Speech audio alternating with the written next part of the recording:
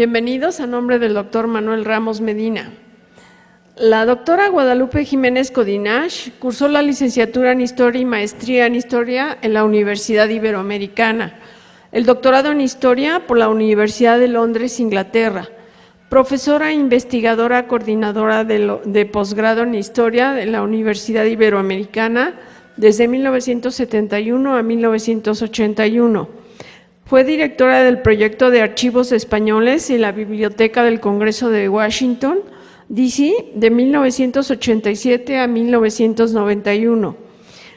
Ha sido curadora de exposiciones históricas para Fomento Cultural Banamex y asesora de historia de 1992 a la fecha. Es autora de 14 libros, la mayoría sobre la independencia de la Nueva España y de más de 80 artículos para revistas especializadas. Asimismo, ha recibido varios premios y reconocimientos. Y en esta ocasión nos va a hablar sobre el tema de los teatros de la provincia mexicana. Muchas gracias, doctora. Felicidades.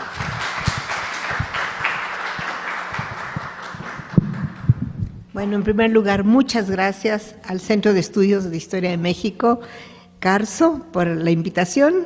Casi cada año me toca venir y me da muchísimo gusto. Y además me da mucho gusto ver entre el público a un gran director de teatro. Está con nosotros aquí Mario Ficacci. Y Mario y yo nos conocemos de hace tiempo, porque Mario me hizo los episodios mexicanos sobre la Guerra de Independencia, ¿verdad, Mario? Entonces, bueno, gracias por haber venido, porque es un honor para mí. Bueno, vamos a hablar de teatros en la provincia mexicana. Yo sé que ustedes ya han llevado otros temas sobre el teatro. No voy a hacer énfasis en lo que fue el teatro novohispano, el teatro prehispánico, porque no tiene caso, ustedes ya llevaron todo ese tipo de temas.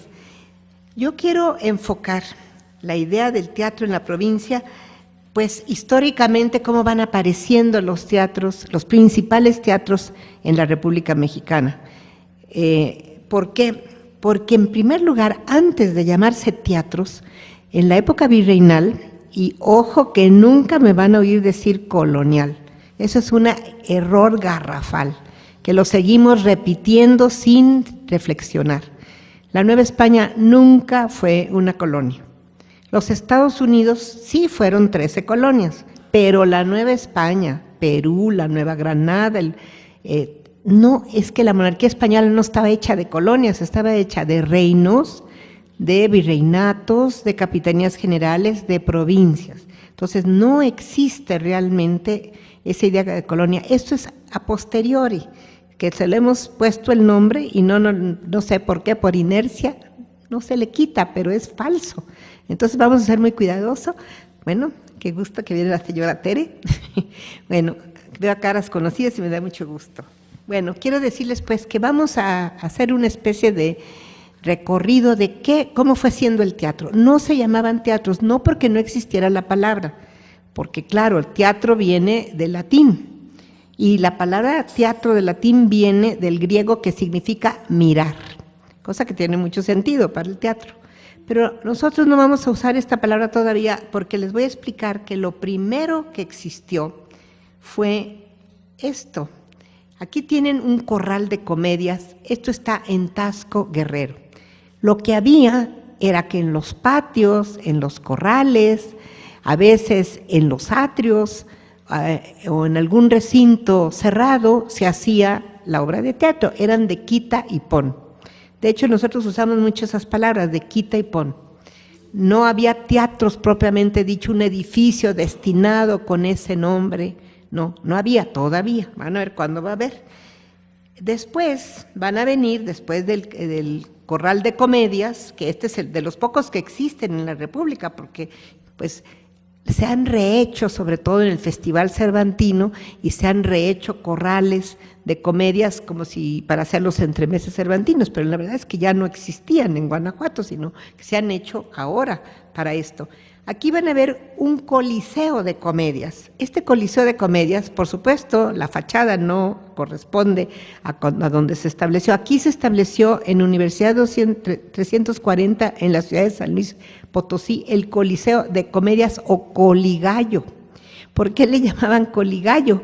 Porque se usaba para palenque de gallos, se usaba también para, pues no nomás para eso, sino a veces hasta metían toros adentro. Entonces estos coliseos de comedias o coligallos, originalmente en San Luis Potosí estuvo en 1620 y fue donado a la Orden Agustina.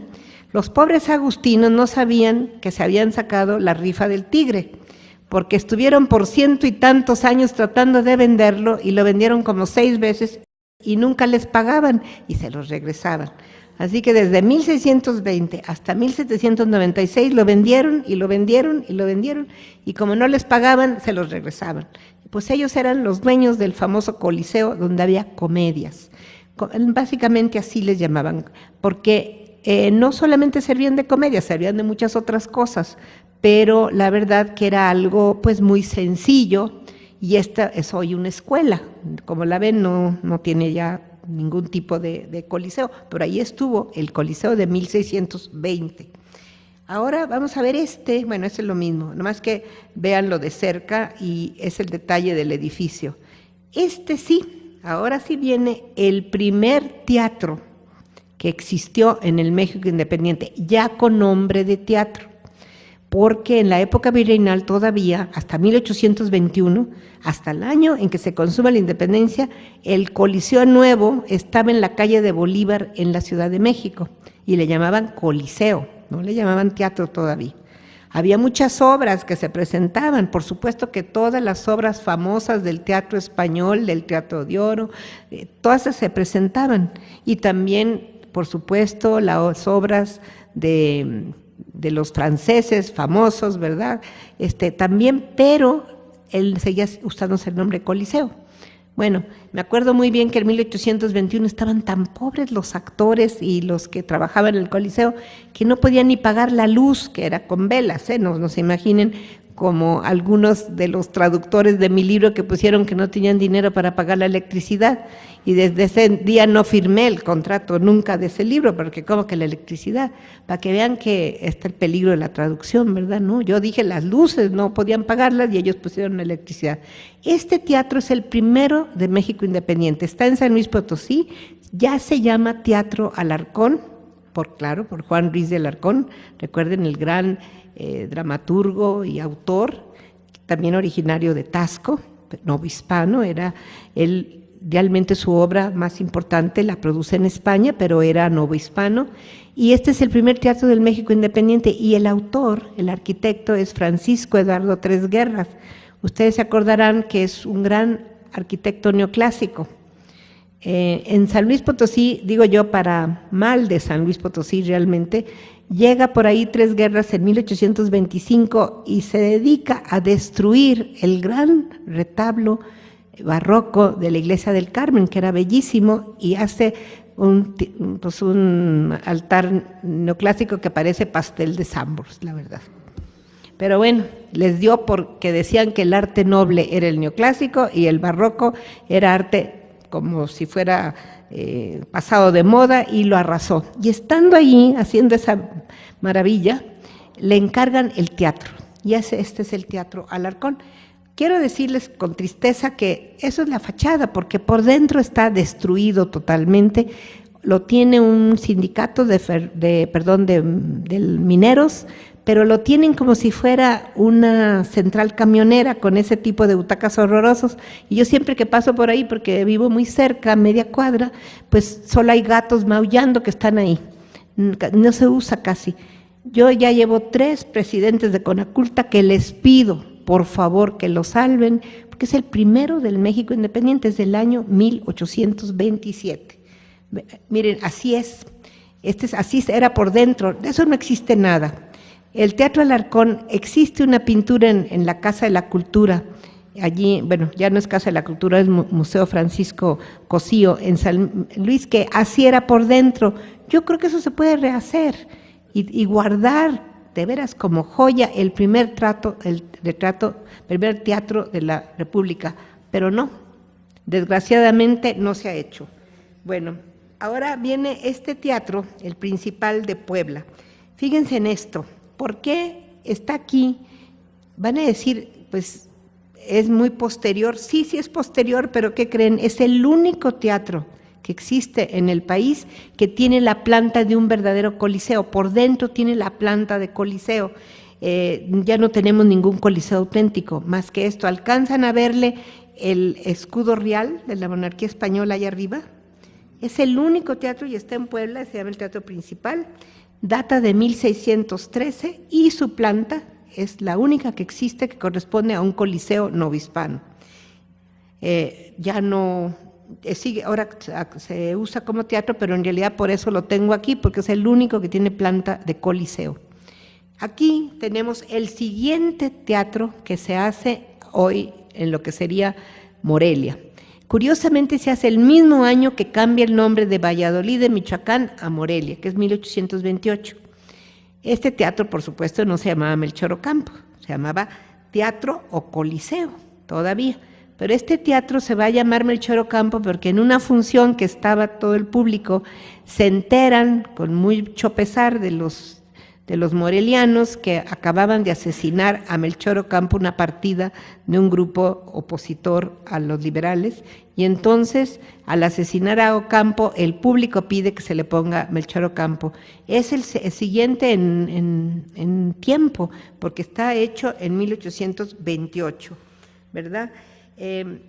Creo que es interesante ver que se construyó en un solar que le pertenecía a la cofradía de la Sangre de Cristo. La mayoría de los edificios y casas en la época virreinal se construían muchas veces, no tanto por la iglesia como institución, sino lo que se llamaban obras pías, que eran obras como de caridad para sostener orfanatorios, hospitales, escuelas, etcétera.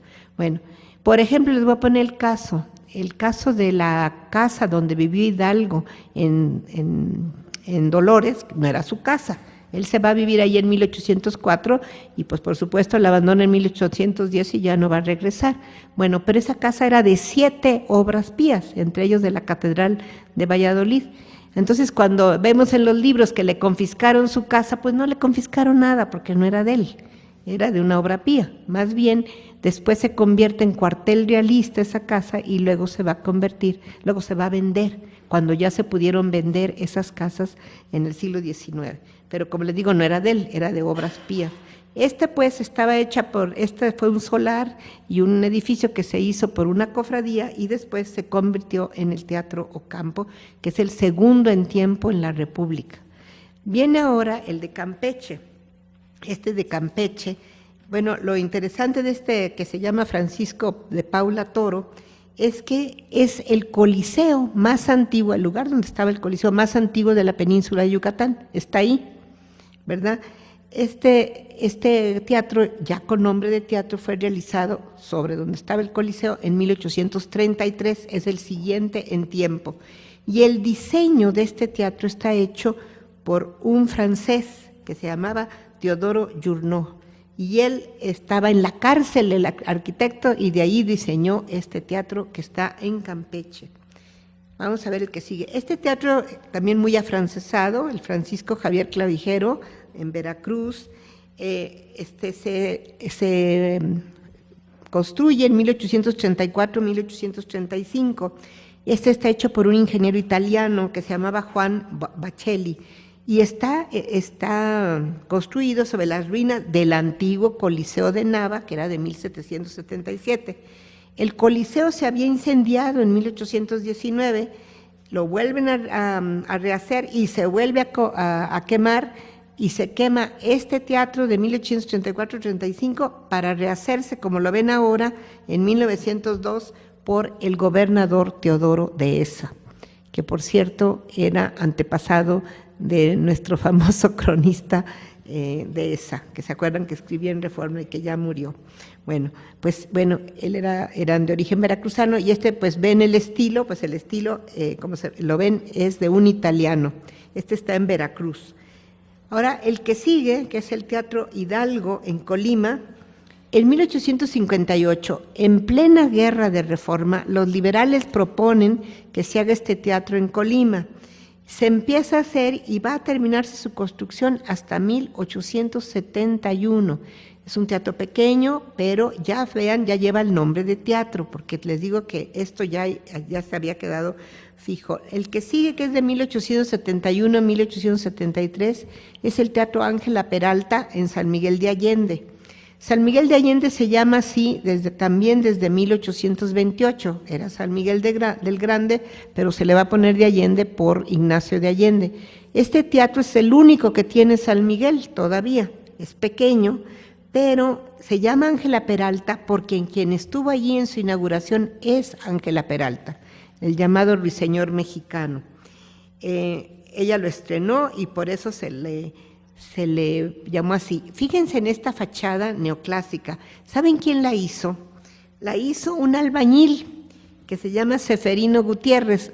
Todos conocen San Miguel y se acuerdan, la parroquia tiene una portada sobre la original portada virreinal, está otra portada de 1883, neogótica, bastante chistosita, porque, como diría el arquitecto Manuel González Galván, que era un gran especialista, nos decía, es un neogótico, pues muy gordito, porque todas las estatuas son muy gorditas y en los góticos no eran así. Y dice, pues es este estilo, lo hizo un albañil. A mí me platican en San Miguel la gente ya muy mayor, que ellos de niños llevaban sus bolsitas de arena para llevar a hacer la famosa fachada. Es bastante fea, pero ya no se le puede quitar porque ya es el símbolo de San Miguel. ¿Verdad? Si ustedes se fijan, un día fíjense, atrás se alcanza a ver todavía la portada virreinal, pero esta es de Seferino Gutiérrez. Bueno, Seferino era un albañil, pues yo creo que muy listo, porque hizo otra obra en San Miguel muy interesante, que está arriba de la iglesia de las monjas, que es la cúpula idéntica, pero en chiquito, de los inválidos de París. ¿También se la copió? Así que hizo esta, hizo la de San Miguel, la de la parroquia, e hizo la cúpula que un día vayan a San Miguel y fíjense, es bonita la cúpula, es copia de los inválidos. Todo con tarjetas y grabados que él pedía, porque él nunca viajó un albañil. Bueno, pues ese es el teatro, y aquí sigue el famoso festival de música de cámara de San Miguel. Casi todos tienen lugar allí y en el patio de Bellas Artes. Bueno, el Teatro de Gollado, que ustedes, yo creo que muchos lo conocen, se inauguró en 1883. La estética es del Art Nouveau y, por supuesto, del neoclásico, y es de en realidad se llama Degollado porque el que pidió que se hiciera un teatro para Guadalajara fue el general Santos Degollado, ¿verdad? Aquel famoso general de la época de la Guerra de Reforma y después, posteriormente, que fue también asesinado, y por eso también se llama el teatro así. Que sigue, el Teatro Morelos de Aguascalientes, esta se inicia la construcción en 1882 y se va a inaugurar hasta 1885. Pero ¿qué pasó en este teatro? Ustedes se acordarán que en este lugar se reunieron los revolucionarios en la convención, la famosa convención de Aguascalientes tuvo lugar en ese teatro. Hay que decir que los teatros en el siglo XIX y también en el XX eran los únicos lugares que tenían las poblaciones, no solo para hacer una presentación, diríamos, de una comedia o de una tragedia, también eran lugares para las fiestas, para el discurso cívico, para ceremonias de tipo escolar, servían de todo. No había otro lugar así en las poblaciones, entonces, claro, tenían muchos usos los teatros. Los orígenes del teatro en Aguascalientes son desde la época virreinal. Había un coligallo que se llamaba Primavera, que servía para el palenque. Curiosamente, en Aguascalientes saben que el palenque sigue siendo muy importante en la Feria de San Marcos. Ellos desde la época virreinal tenían una especie de teatro, un coligallo, como le llamaban, que se llamaba Primavera, que era para la pelea de gallos y para las funciones teatrales. Que sigue, el Teatro de la Paz en San Luis Potosí, que es quizá uno de los más bellos de la República. Este teatro se inicia su construcción el 16 de septiembre de 1889 y está sobre lo que era el parte del convento carmelita. Si ustedes van hoy a San Luis, se van a fijar que al lado izquierdo está la preciosa iglesia, quizá la más bonita de San Luis, de los Carmelitas. Es donde Tres Guerras fue y deshizo el altar barroco precioso del centro. Le quedan los de los lados, son hermosísimos, pero pues el del centro ya no.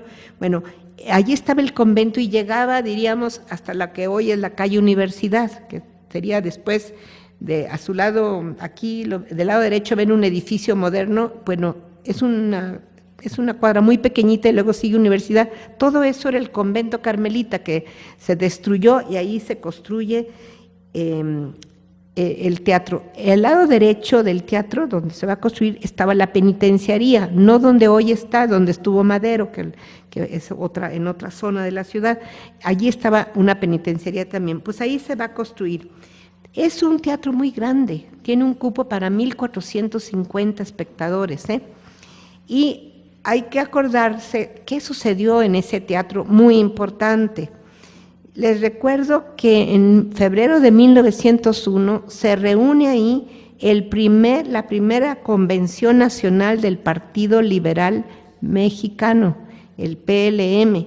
Ese partido estaba organizado por los precursores de la Revolución Mexicana, que eran potosinos: Camilo Arriaga, Juan Saravia, Antonio Soto y Gama, Librado Rivera. Todos son potosinos, jóvenes, que inician en este teatro la primera convención del Partido Liberal Mexicano, que son los que, diríamos, son los que van a preparar la Revolución Mexicana, que van a conocer todos a Madero. Primero van a ser maderistas, luego se voltean contra Madero cuando ven que Madero no está respondiendo a sus intereses, sobre todo de tipo de reformas sociales, tanto agrarias como obreras, entonces se van alejando de él. A mí me pasa en San Luis Potosí que me da un poco de risa ver que la avenida principal de San Luis se llama Venustiano Carranza, pero los 4 precursores de la Revolución Mexicana, estos que les dije, Arriaga, Librado, Rivera, Juan Saravia y Soto y Gama, aborrecían a Carranza, de asesino no lo bajaban.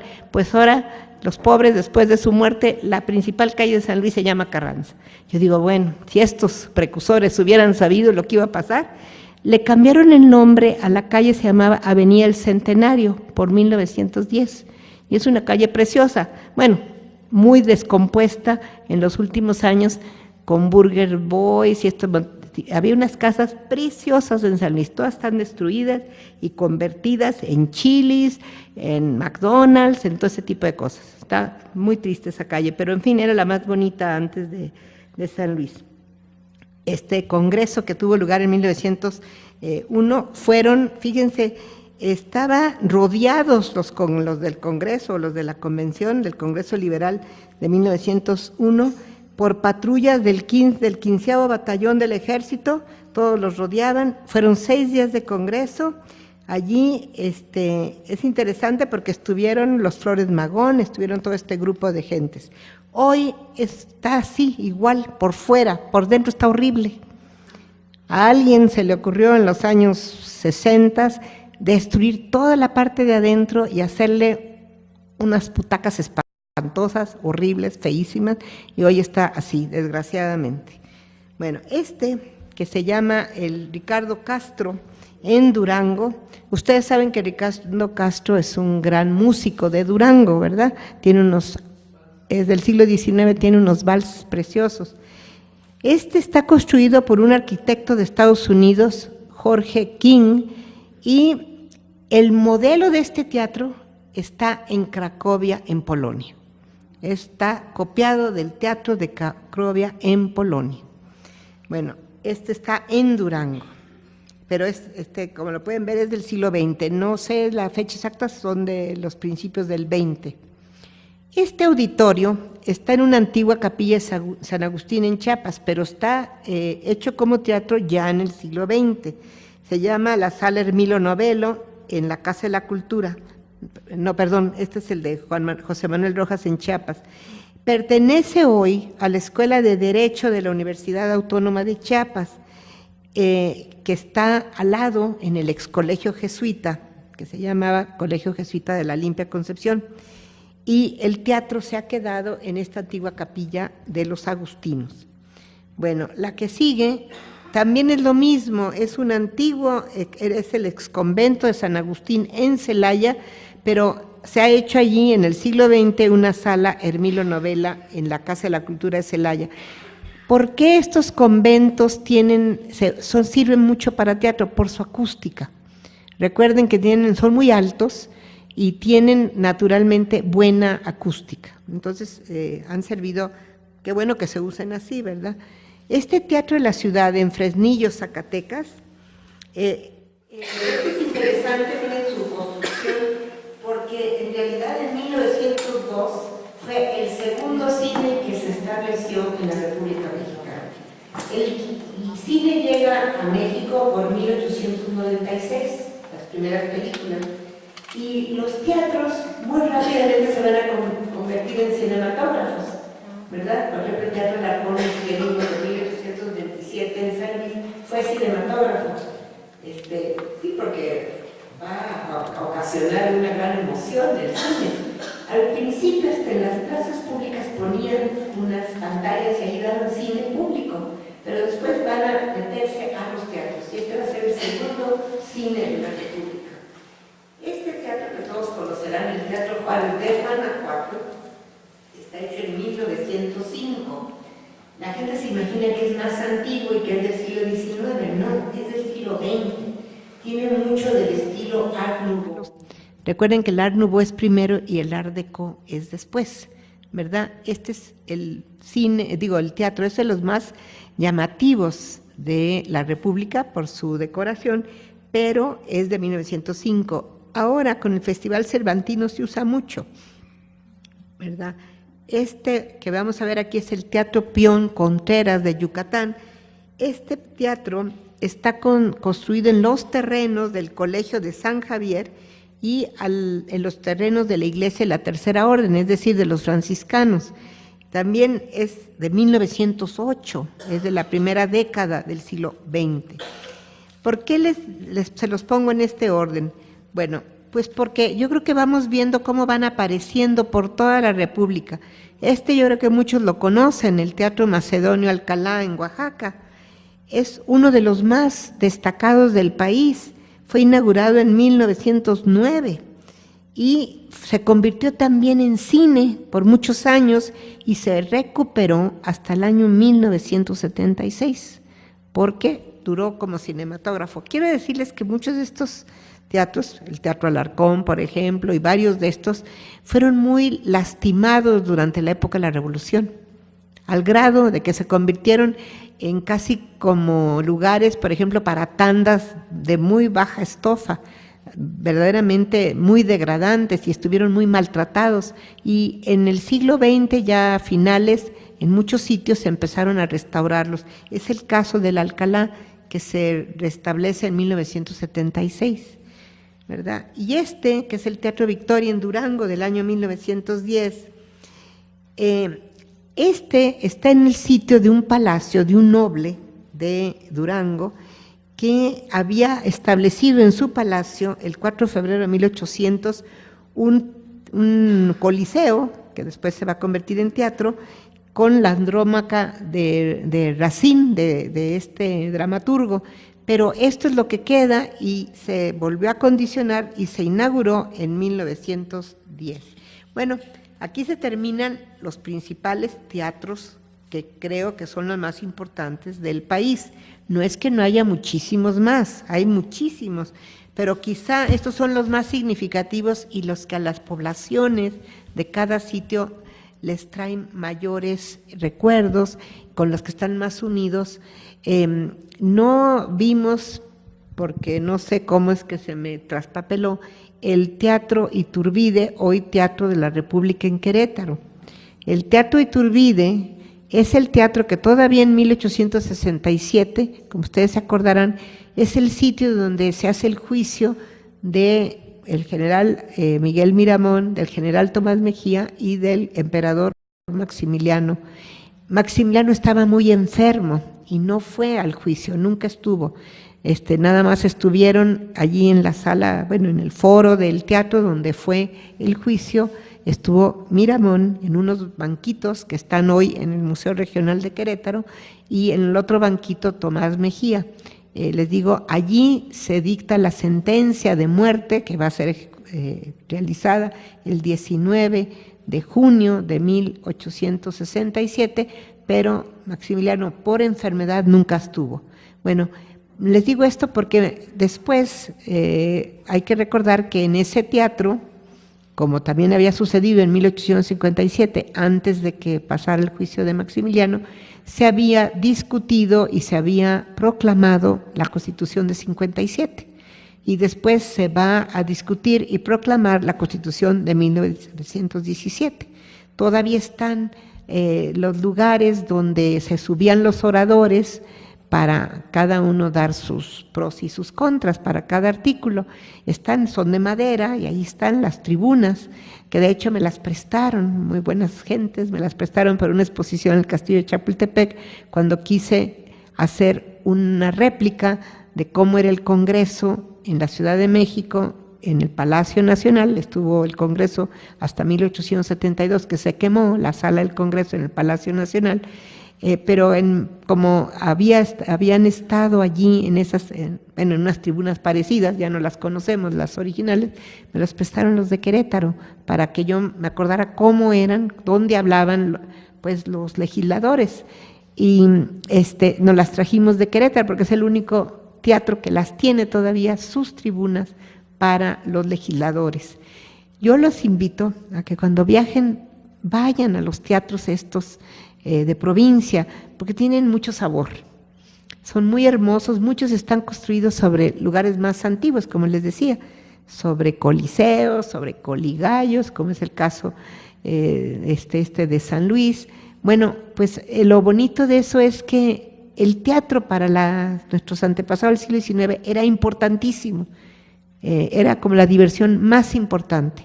Para la gente muy humilde que a veces no podía pagar lo que se pagaba en el teatro, para el palco, para las galerías, que no podían ni eso pagar, pues había lo que se llamaba el circo y la maroma.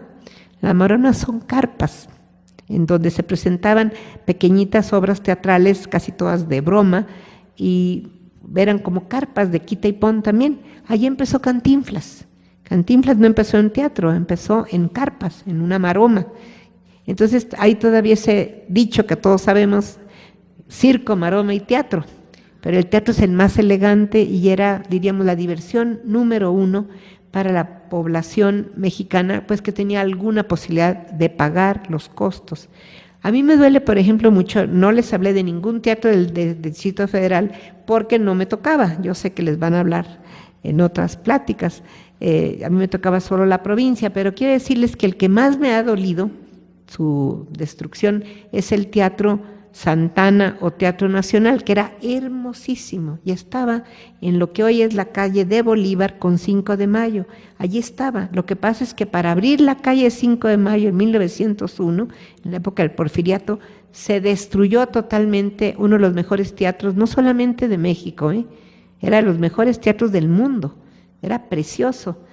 Nomás tenemos 2 pinturas en la colección Banamex, no de Fomento. Fomento no es dueño del arte, desgraciadamente el dueño es el banco.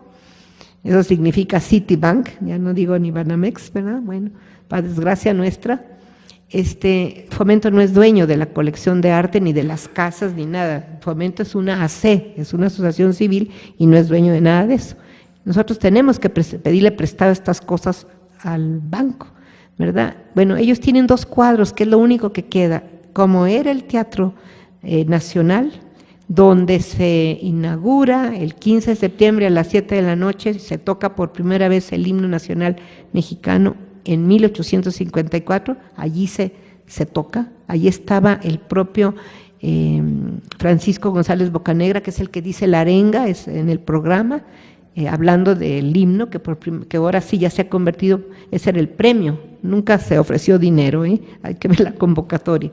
En 2004 yo oí en la radio y en la televisión una sarta de barbaridades, que si los dueños de los derechos eran los Estados Unidos, porque como nunca se les dio el dinero del premio a Bocanegra, ya no, entonces se vendieron los derechos. ¡Qué barbaridades! ¡Qué ignorancia! No es cierto nada de eso. Si ustedes leen la convocatoria, que es de noviembre de 1853, lo que ven es que quienes ganen tanto la letra como la música, pues van a ser los autores del himno nacional de México. Ese es el premio, no es dinero. Bueno, entonces, ¿cuál es? Que por qué no les pagaron, que por eso se vendieron los derechos, no les crean nada. Yo decía, pero estos señores que en la radio y en la televisión están diciendo esta barbaridad, ¿qué no se dan cuenta que en la mañana, cuando ellos empiezan su programa, y en la noche, cuando terminan, tocan el himno nacional y nunca pagan nada de regalías? ¿A quién? Pues porque no pagan a nadie, ni a los Estados Unidos, ni a nadie.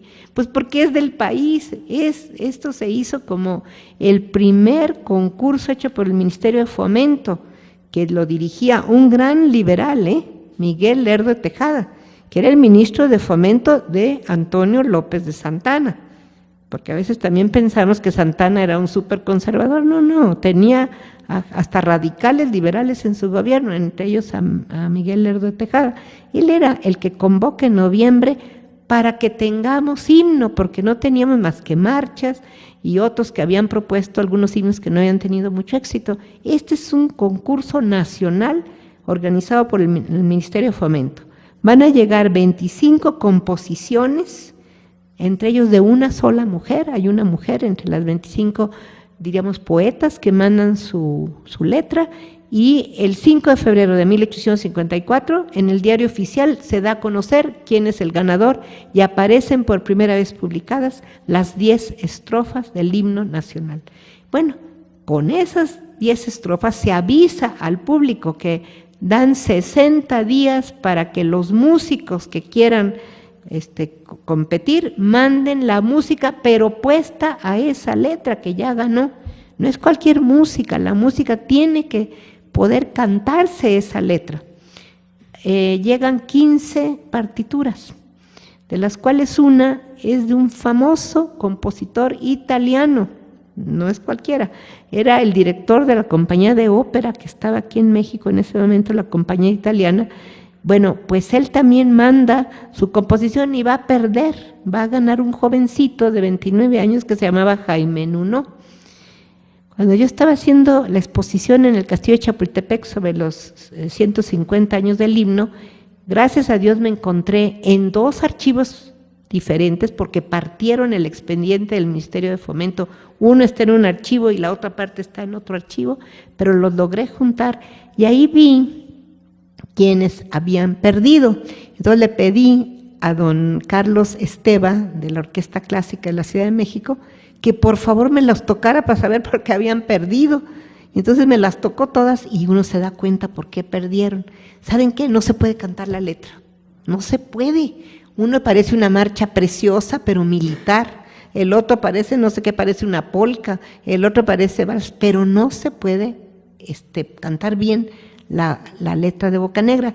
Parece ser que el que mejor se logró cantar fue la de Nuno. Pero quiero decirles otra cosa. Como está escrita la partitura en Nuno, que la tiene el Castillo de Chapultepec, está hecha para una compañía de ópera italiana, está hecha para los que cantan como una soprano y un barítono. Entonces a nosotros desde niños nos lo enseñan en otro tono, porque si no, no podríamos cantarlo. Entonces cuando uno oye el original es en otro tono para ópera. Es mucho más difícil, es muy bonito, pero claro, nosotros nos costaría mucho trabajo cantarlo. Entonces está en otro tono para que lo cantemos normalmente. Les cuento esto porque ese va a ser estrenado precisamente en un teatro. El 15 de septiembre a las 7 de la noche se inició la ceremonia y se cantó por primera vez. Les menciono el 15 de septiembre porque también tenemos otra falsedad, que es por todos lados lo oigo yo en la televisión y lo oigo en la radio. No es cierto que Porfirio Díaz haya inventado que el 15 de septiembre se iba a celebrar el grito de independencia. Eso es una decisión de la época del presidente Victoria, en 1825. ¿Por qué? Pues porque ¿cómo se van a echar cohetes y fuegos artificiales de día, pues no se ven. Entonces decidieron hacer la romería a las 7 de la noche, empezarla el día 15, y el desfile militar y el discurso en la Alameda, hacerlo al día siguiente, día 16 de septiembre. Quiero decirles que nada sucedió el 15 de septiembre, no hubo ni gritos ni nada, estaban dormidos, y Aldama iba a caballo a Dolores a avisar, entonces nada pasó. Lo que pasa es que es una decisión de la época de Victoria, no tiene nada que ver con Porfirio Díaz, porque entre las cosas que se han dicho es que Porfirio Díaz, que nació el 15 de septiembre, ¿verdad? Por eso cambió a hacer el grito el 15, no es cierto, no tiene nada que ver, fue la época de Victoria. Y ustedes lo pueden ver, es público, es el decreto para que se festeje la romería y se puedan echar los fuegos artificiales de noche y se vean, y al día siguiente se puede hacer el discurso cívico, que se hacía aquí en México en la Alameda, y el desfile militar enfrente del Palacio Nacional. Pero es una decisión de 1825. Pero cuando se piensa en hacer la inauguración por primera vez, que se cante el himno nacional, sí se piensa en el teatro, y va a ser en el Teatro Nacional, que entonces se llamaba Teatro de Santana, porque pues claro, era la época de Santana. Y una última cosa, para que sepan que todo en la historia tiene una razón de ser, nada es por generación espontánea. ¿Por qué en ese año de 23 se había planeado que hubiera un himno para 54? Por una razón, porque se cumplían los 25 años de la derrota del general Isidro Barradas en el año 29, que se veía como la segunda independencia de México. Barradas había venido de Cuba en 1829 con la encomienda del rey, de Fernando VII, de retomar México, restablecer la Nueva España. No se consolaban de la pérdida de México, de ninguna manera. Recuerden ustedes que la aceptación de la independencia por España fue hasta 1836. Entonces mandan a varios barcos, como 3.500 soldados, a retomar México. Creían que iba a ser muy fácil, y es la única invasión que de veras hemos rechazado, porque hay que decir que la francesa, aunque hay un rechazo en 1862 en Puebla, pues en 1863 toman Puebla y se meten a todo el país. Y no los corrimos, porque quien los corre es Napoleón III. 1866, desde principios de año, hay una orden de que se salgan todos los franceses del país y abandonen el Segundo Imperio. Entonces ya no los sacamos nosotros, sino se fueron en sus barcos, y no se venció al ejército francés ya de la intervención, no se le venció, se fueron. Pero en el caso de Barradas sí hay una gran victoria, o así se tomó. Fíjense, el gran cuadro que dominaba el Congreso desde 1830 más o menos, allí en Palacio Nacional, porque hay que recordar que los tres poderes estuvieron viviendo juntos en Palacio Nacional hasta 1872. Bueno, estaba presidiendo la sala del Congreso en Palacio Nacional un gran cuadro precioso, se llama La rendición de Barradas. Bueno, ese cuadro era muy importante. Bueno, como se iban a cumplir en septiembre de 54, los 25 años de la rendición de Barradas, para eso se hizo el himno nacional, a eso se refiere. Por eso cuando dice una de sus estrofas, el héroe inmortal de Zempoala, no menciona a Santana, pero es Santana. ¿Por qué? Porque Santana y el general Mier y Terán son los que vencieron a Barradas en Pueblo Viejo, que es dentro del perímetro del antiguo señorío prehispánico de Zempoala. A eso se está refiriendo Bocanegra, a eso. ¿Ven? Tenemos que saber, porque cuando sabemos todo eso entendemos el porqué del himno. Y cuando habla del extraño enemigo, pues no es tan extraño, están hablando de los Estados Unidos. Toda esa generación de 54 había estado en la guerra de 46-48, y el extraño enemigo, el que iba a pisar con su planta nuestra tierra, pues era Estados Unidos. A eso se referían. Cuando uno analiza el himno pues es una pequeña historia de lo que había vivido esa generación hasta el año 54. Eso es. Bueno, 53 diríamos. Entonces, les platico esto para que vean que los teatros de la provincia, todos fueron centros en donde sucedieron cosas de cada población, donde se sigue reuniendo hoy la gente. Yo creo que todos los que somos de provincia, yo lo soy también, pues nos acordamos que nuestras fiestas del colegio, nuestras graduaciones, siempre eran el teatro principal de cada población. Allí eran las fiestas que tenían más sentido, las homenajes a las madres, los fines de clases, las reuniones políticas, las convenciones, pues ese era el lugar más emblemático de la población. Y pues muchas gracias.